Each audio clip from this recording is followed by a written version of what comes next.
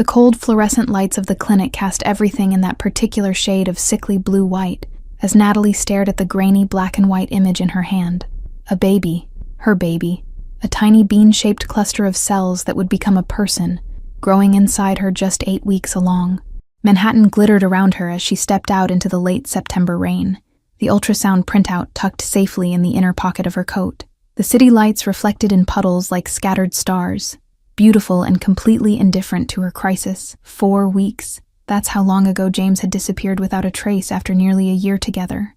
No calls, no texts, nothing, just vanished, leaving behind half-empty drawers in her apartment and a void of unanswered questions.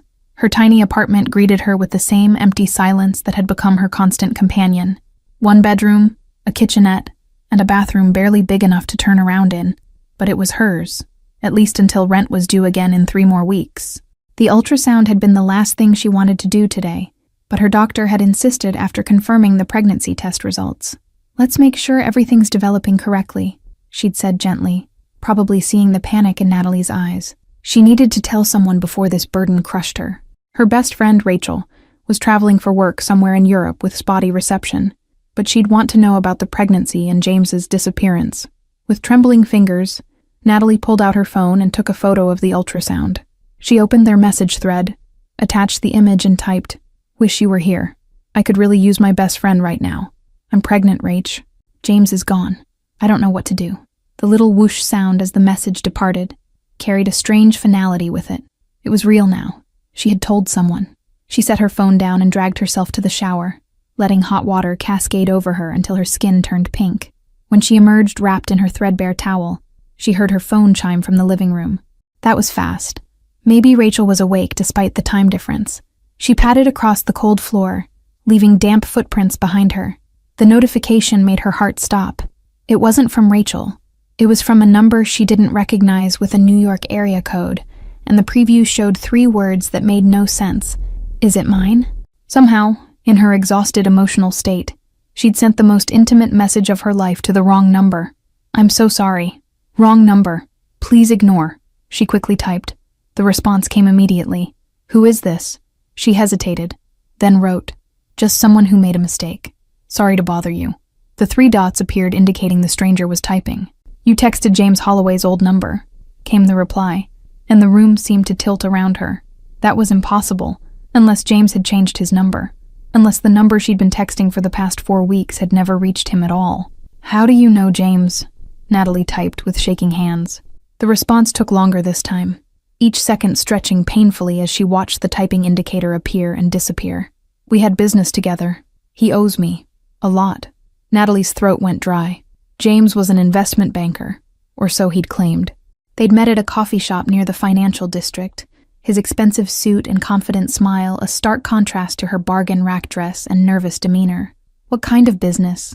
she asked, though a voice in her mind screamed at her to stop, to block this number, to forget this conversation was happening. The answer chilled her. The kind people don't walk away from. "I don't know where he is," she typed truthfully. "He disappeared 4 weeks ago. I haven't heard from him since." The response was immediate. "But you're carrying his child." The certainty in those words made her skin crawl. Before she could respond, another message appeared. "You live at 1843 Astoria Boulevard, apartment 4B. You work at Hazen Wilson Law Firm on 52nd Street. You leave your apartment at 7:15 every morning and stop at the corner cafe for a large vanilla latte." Ice flooded her veins as the next message came through. "I know everything about you, Natalie Reynolds. And now I know about the baby, too." They knew her name. They'd been watching her for how long? Days? Weeks? "What do you want from me?" she managed to type, her fingers numb with fear. The answer came swiftly. "Information. James stole something valuable before he ran. 2 million in data that could destroy everything I've built. I want it back." "I don't have any money or information," she protested. "I barely knew James, it seems. Whatever he took, he didn't give it to me." The typing indicator appeared again, disappeared, then reappeared. "Maybe you don't know you have it. We need to talk in person." The sudden pounding at her door made her scream.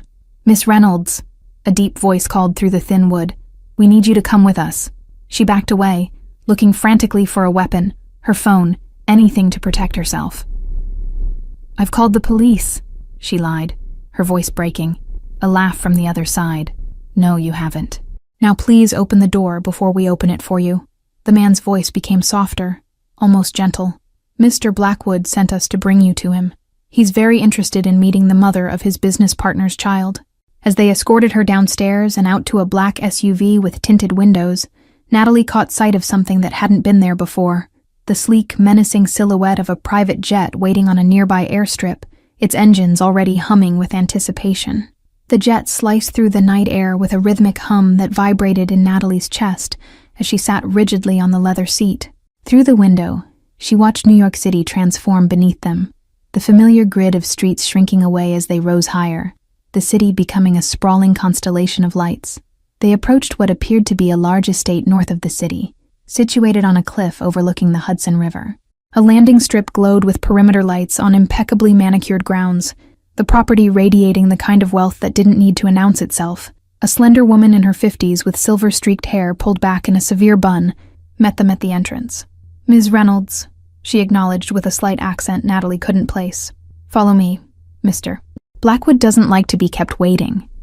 The interior was even more impressive than the exterior. Soaring ceilings, marble floors, artwork that looked museum quality. Yet despite the grandeur, there was a sterility to the place, as if it were a stage set rather than a home. "Who is Mr. Blackwood?" Natalie finally asked, her voice sounding small in the cavernous space. The woman didn't slow her pace or turn around. "You'll find out soon enough." She led Natalie to a set of double doors at the end of a long hallway, where she stopped and knocked softly. After a moment, she opened one door and gestured for Natalie to enter before closing it behind her, leaving her alone in what appeared to be a study. The man who entered moved with the quiet confidence of a predator, unhurried, deliberate, aware of his power. He was taller than she expected, broad-shouldered but lean, dressed in a charcoal suit that had clearly been tailored to fit his frame perfectly. Dark hair with threads of silver at the temples framed a face that might have been carved from stone, all sharp angles and planes, with deep-set eyes that studied her with unsettling intensity. This, then, was Blackwood, and he didn't look like what she'd imagined a mob boss would look like. "Miss Reynolds," he said, his voice a low baritone with just the faintest trace of an accent. "Thank you for joining me this evening," as if she'd had a choice. He gestured to one of two leather armchairs positioned near the unlit fireplace. "Please sit." "Where is James?"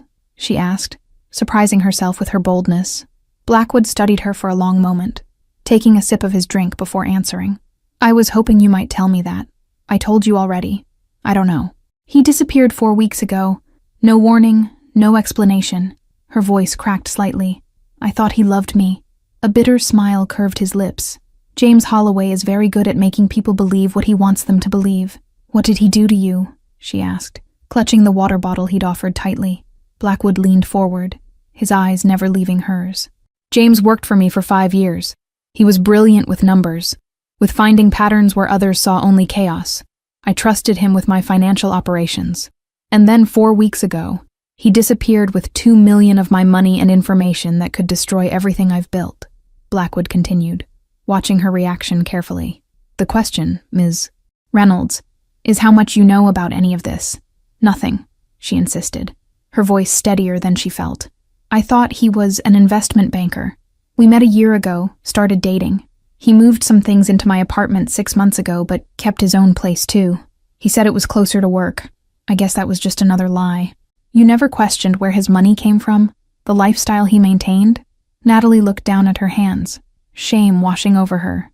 "I assumed he was good at his job, that he came from money. I didn't want to look too closely. Things in my life were finally going well. And now you're pregnant with his child," Blackwood stated, his gaze dropping briefly to her stomach. Natalie nodded, unable to speak past the lump in her throat. He stood suddenly, moving to the windows, his back to her as he looked out at the river. "Do you know why I brought you here, Natalie?" The use of her first name startled her. It sounded intimate, almost tender coming from him. "Because you think I have what James stole?" she answered. "But I don't. I would tell you if I did." He turned to face her, his expression unreadable. "I believe you, but James Holloway will come back for you, and when he does, I'll be waiting." Understanding dawned, horrible and clear. "You're using me as bait. I prefer to think of it as providing you with protection while we both wait for James to make his next move," Blackwood replied. "If I hadn't sent my men to collect you, Someone else might have. James didn't just steal from me. He sold information to rivals who wouldn't hesitate to use you to get to him. For the next 3 weeks, Natalie lived in a strange limbo of luxury and confinement. Her gilded cage was comfortable beyond anything she'd experienced, but it was a cage nonetheless. She was permitted to walk the grounds during daylight hours, always with security personnel nearby. She could read books from Blackwood's extensive library, watch television in a lavish media room, even swim in the indoor pool overlooking the river. But she couldn't leave or contact anyone from her former life. Her old existence was slipping away like sand through her fingers. Each evening, Blackwood would join her for dinner, their conversations gradually evolving from tense silence to cautious exchanges.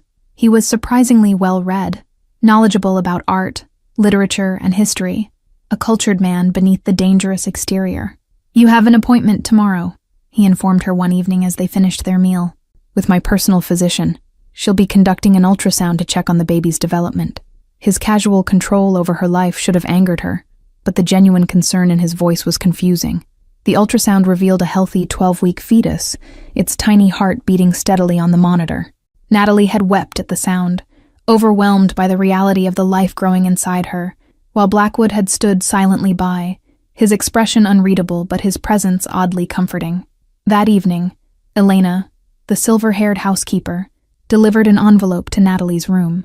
Inside was a single sheet of paper with a printed message. "I know where you are.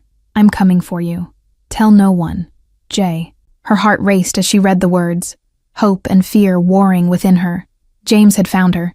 He knew she was with Blackwood, and he was planning to rescue her, or so she thought. She hid the note beneath her mattress, unsure whether to tell Blackwood or trust that James truly had her best interests at heart. The next morning, she found another note tucked into her breakfast tray.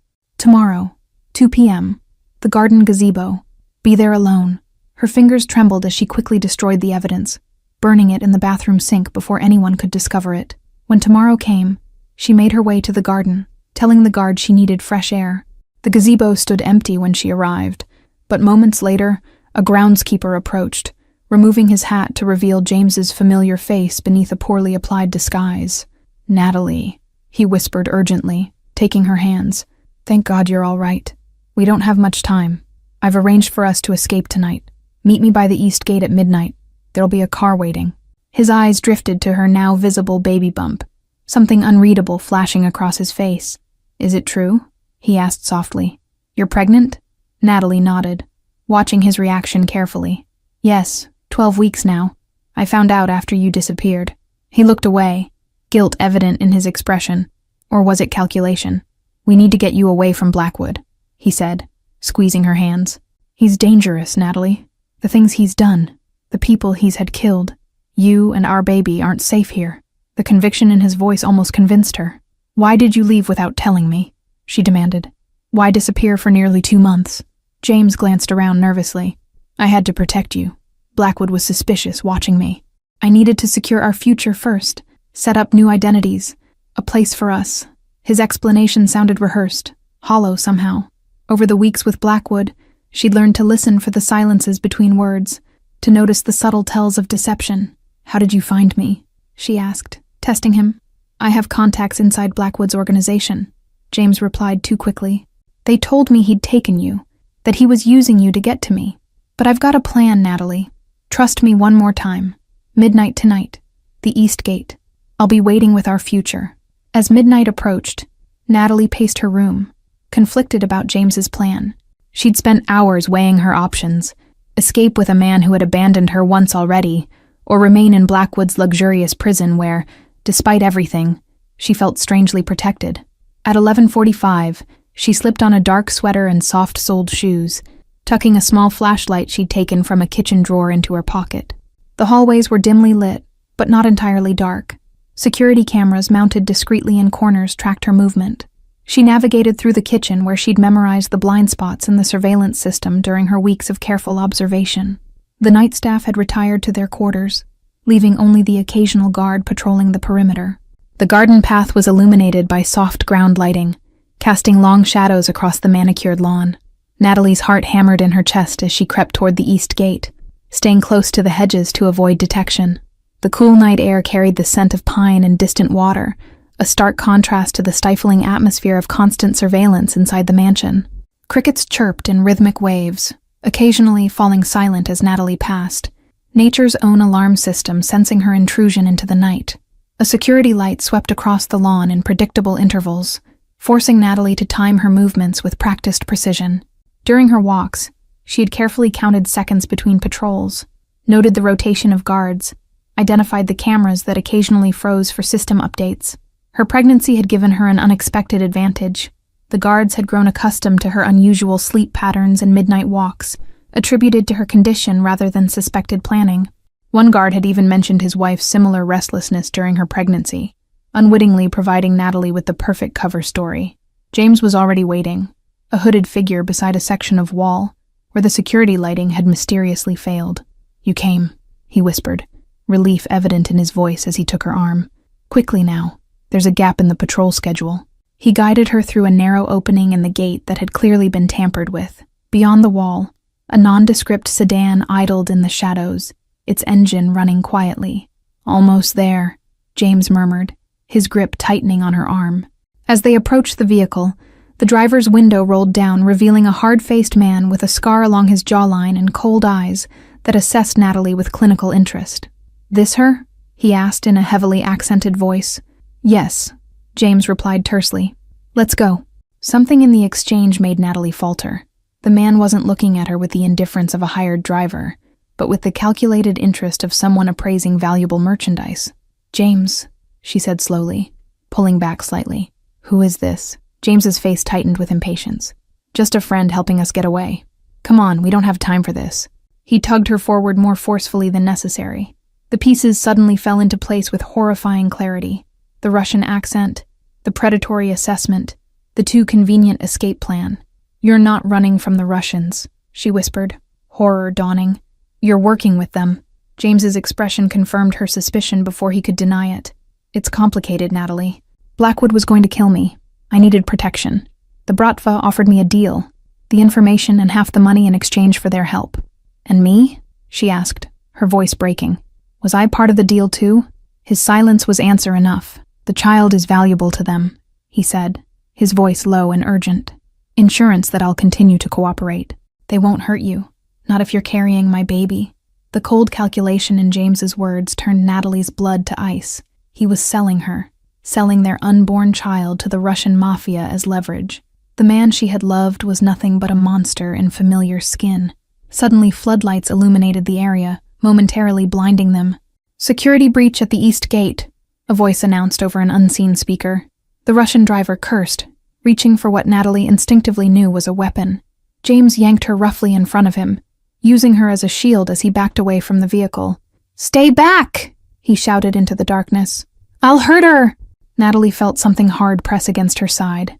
A gun she hadn't known he was carrying. "Let her go, James." The voice was calm, authoritative, cutting through the chaos like a blade. Blackwood emerged from the shadows, his posture relaxed, but his eyes deadly serious. "It's over." Behind Blackwood stood a semicircle of security personnel, their weapons drawn but held at careful angles. Trained professionals who understood that Natalie's safety was the priority. Among them, she recognized Elena, the silver-haired housekeeper, now holding what appeared to be a small tactical device. Floodlights from multiple angles eliminated all shadows, creating a stark tableau against the estate's stone wall. James trapped in a pool of unforgiving light that revealed every twitch of desperation on his face. The Russian driver remained in the vehicle, hands visible on the steering wheel, a red laser dot dancing on his temple.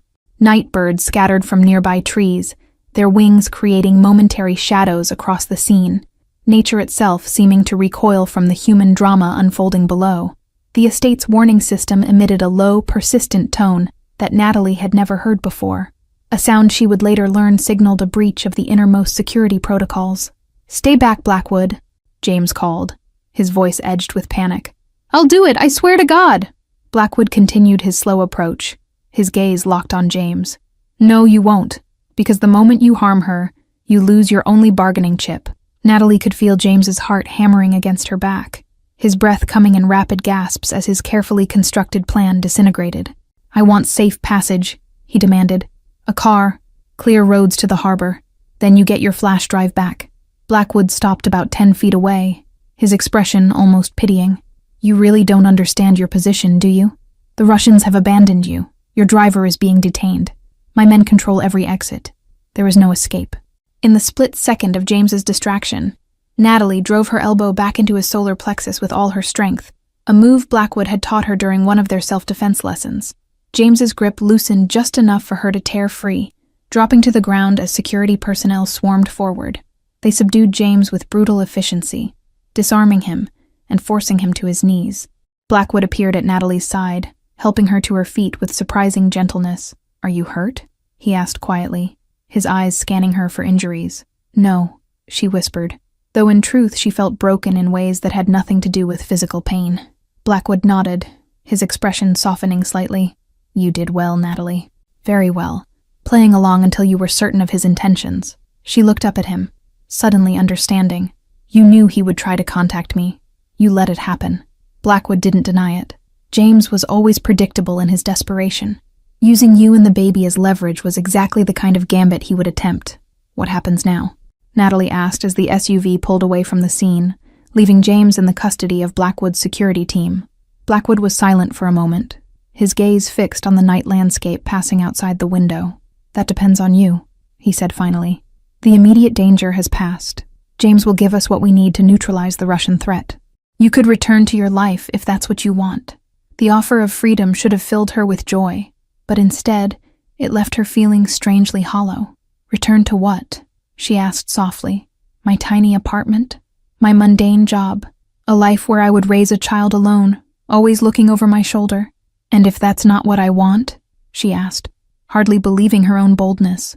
Blackwood turned to her then, his dark eyes holding hers with an intensity that made her breath catch. Then perhaps we could come to another arrangement, one that ensures the safety and security of both you and your child.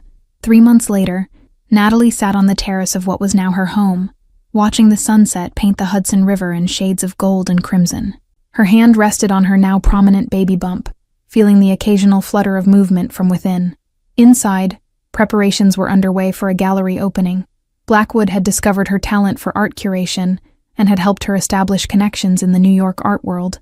She was building a new identity, one that belonged entirely to her, rather than being defined by James, or even by Blackwood himself. Elena approached with a glass of sparkling water, placing it beside Natalie on the small table.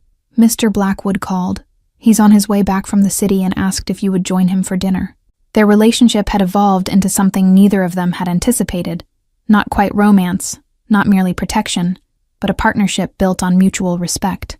Blackwood, Daniel, as she now called him, had shown her glimpses of the man behind the powerful facade, the son of immigrants who had built an empire through equal parts brilliance and ruthlessness, who collected art not as a display of wealth, but out of genuine appreciation for beauty. Daniel had introduced her to his sister, Sophia, a warm, elegant woman who ran an international children's charity, and who had welcomed Natalie without judgment or suspicion. Through this connection, Natalie had begun volunteering her organizational skills, finding purpose in helping coordinate art therapy programs for traumatized children.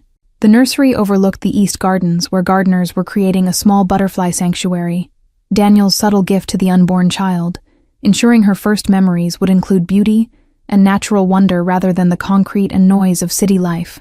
Rare flower species from around the world had been carefully selected for their colors and blooming cycles. Natalie's legal identity had been quietly reinforced through a series of strategic moves orchestrated by Daniel's team of attorneys, her employment history enhanced, her educational credentials verified, her financial standing secured. She was no longer the vulnerable administrative assistant, but a woman with a documented history of accomplishment and a clear path forward. She had learned that his business operations, while not entirely legal, were far more complex than simple criminality. He operated in gray areas, exploiting loopholes in financial regulations, providing services to those excluded from legitimate banking, a modern-day Robin Hood in some ways, though she harbored no illusions about the violence that sometimes accompanied his work. James had been dealt with, not killed as she had initially feared, but sent far away with a new identity, and the clear understanding that returning would mean his death. The Russians had been neutralized through a combination of strategic information sharing with authorities and private arrangements Natalie preferred not to know the details of. The baby would arrive in 4 more months. A daughter, according to the latest ultrasound. Daniel had already prepared a nursery more luxurious than anything Natalie could have imagined, though he insisted he expected nothing in return beyond allowing him to be part of the child's life in whatever capacity Natalie deemed appropriate. As she sipped her water and watched a hawk circle lazily over the river, Natalie reflected on the strange twist of fate that had led her here. A mistaken text message had completely altered the trajectory of her life, bringing her from a place of vulnerability and isolation to one of power and belonging. She still remembered that moment of terror when the men had first arrived at her door, the helicopter waiting to carry her away to an unknown fate. Now, that same machine occasionally transported her to gallery openings in the city, to weekend retreats in the Hamptons, to a life she could never have imagined for herself. The future remained uncertain in many ways. Her relationship with Daniel was still evolving, the boundaries still being negotiated. But for the first time since discovering her pregnancy, Natalie felt hope, not just for survival, but for a life filled with purpose, protection, and perhaps even love. Thank you all for following this story to its conclusion. If you enjoyed it, please let me know in the comments where in the world you're watching from. Don't forget to like, subscribe, and share this video. Your support makes it possible for me to continue creating content like this for you.